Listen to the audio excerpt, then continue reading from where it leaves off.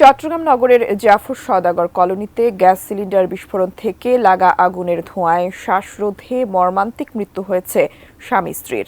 তাদের 2 সন্তান ও এক নিকটাত্মীয়ের শ্বাসনালী পুড়ে গেছে। তাদের অবস্থাও আশঙ্কাজনক। চট্টগ্রাম থেকে আদিত্য সুমনের তোলা ছবিতে সহকর্মী মনিরুল ইসলাম পারভেজ জানিয়েছেন বিস্তারিত। সোমবার ভোর 6টার দিকে চট্টগ্রামের কোতোয়ালি থানার বলুয়ার দিঘির পশ্চিম পাড়ের জাফর সওদাগর কলোনির একটি ঘরে গ্যাস সিলিন্ডার বিস্ফোরণ হয়। ঘরটির পাশেই পরিবার নিয়ে বাস করতেন ইলেকট্রিশিয়ান ইলিয়াস। ধোঁয়ায় আচ্ছন্ন হয়ে পড়ে তার ঘর। বের হওয়ার চেষ্টা করে ব্যর্থ হয়ে প্রাণ বাঁচাতে স্ত্রী সন্তানদের নিয়ে আশ্রয় নেন বাথরুমে।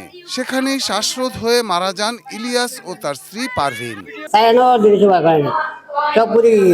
লাগিয়ে দমদম আগুন গোসলখানার ভিতর ঢুকে বসে রাখছে আর কোনো দিকে আঘাত হয়নি। বাইরে খাওয়ার জন্য যখন চেষ্টা করছে দেখতেছে যে ধোঁয়ায় আসক্ত হয়ে গেছে।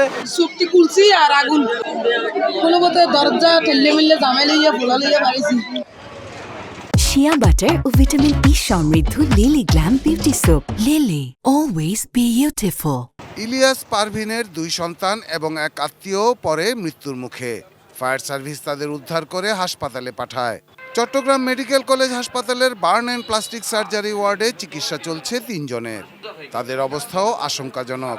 3 জনেরই শ্বাসনালী পুড়ে গেছে বলে জানিয়েছেন চিকিৎসক। মহিলা রোগীটা বেশি খারাপ ছিল, ওইটা আমরা পরে আইসিইউতে শিফট করছি। বাকি 2 জন আছে, ওরাও কিন্তু রিস্কে আছে, কেউ কিন্তু রিস্কের বাইরে না।